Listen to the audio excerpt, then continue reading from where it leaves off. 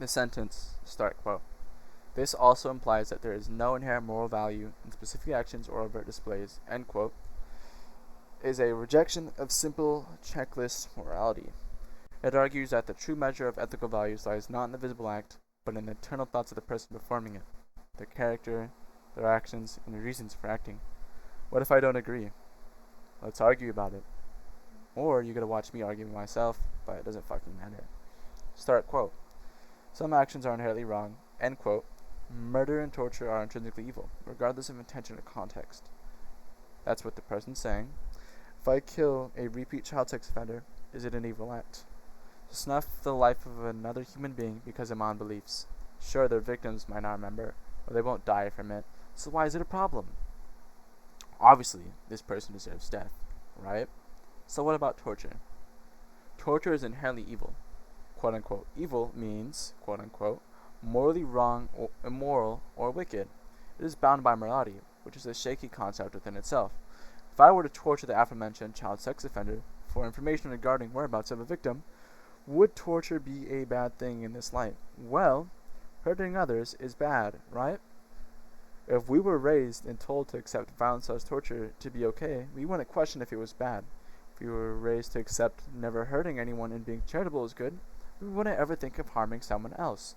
The concept I'm describing is moral relativism. This philosophical position asserts that moral judgments are not universal and are relative to traditions. I'm tired, so I'm gonna butcher these words and I'm not gonna edit it out. Why? Because I've recorded this 9 times. This is my 10th time. I'm sick of it. So, I'll start from the top. This philosophical position asserts that moral judgments are not universal and are relative to traditions, convictions, and practices of a person or group.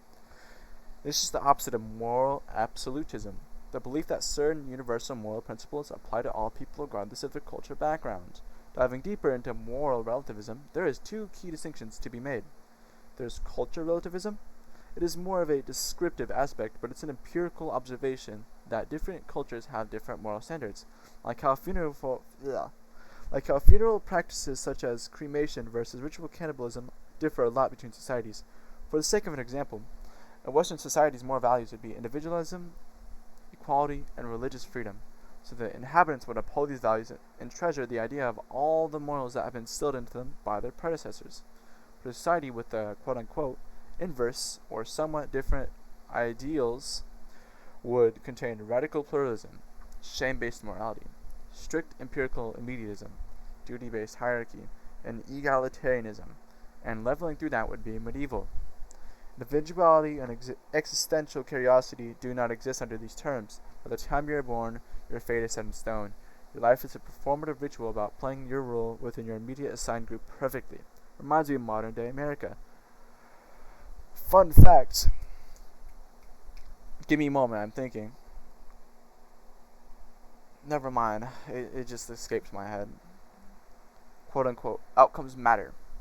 A purely intention-based view can be criticized for ignoring the harm of their actions.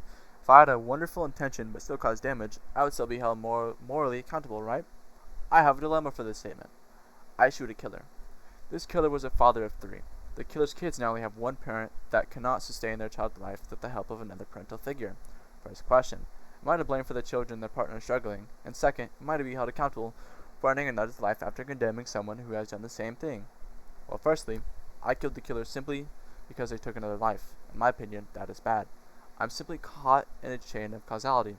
To hold me responsible for the father would be a form of misattribution, similar to blaming a doctor for delivering a fatal diagnosis instead of blaming the disease.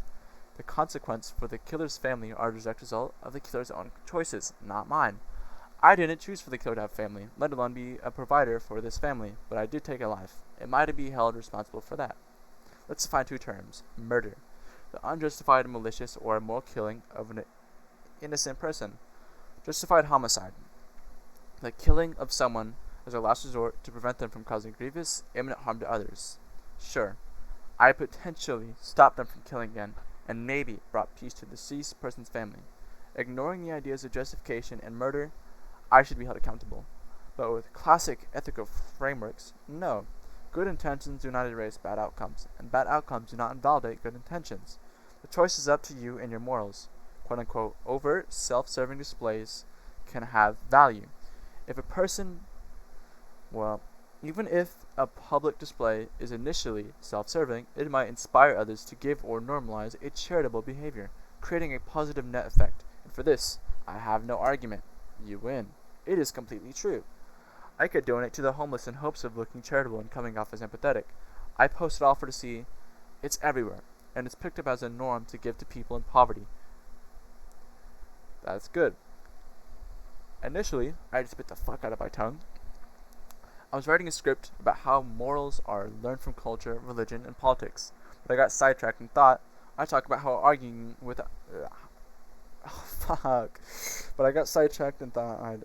talk about how arguing with others constructively and endorsing opposition can really take it to greater heights. If someone says something about you that offends you, ask yourself why. Why did it make you mad?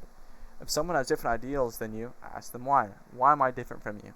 I argued with myself on simply one sentence and its meanings, and learned that morality is a very shady and head-hurting concept, but a fun one to discuss. Discuss things with your peers. Discuss anything. Just don't argue and start a flame war, but discuss. Conversate. Think. Critical thinking. You want to critical think as much as you can. You want to see a concept like moral absolutism be like, well, do all people think living is good? They think their living is good, but what about all living? What about others, Ask these questions. I hate walking around and I see someone who says, this thing is bad. I ask them why. And they didn't even think about why it's bad. They didn't think about, hey, what about the thing I'm supporting? Is it good? Why don't people question things nowadays? Like, they'll see something said to them, it's like, this is so true, this is so true. They don't think, oh, maybe this isn't the right idea. It's making me mad. Please. Like, for example, Charlie Kirk got shot. I didn't know anything about it. I went on the internet, I searched it up a little bit, I learned a little bit. I'm like, well, some dude wearing a MAGA cap got shot. Why should I give a shit? In my opinion, I still don't give a shit. Condolences to his family, though.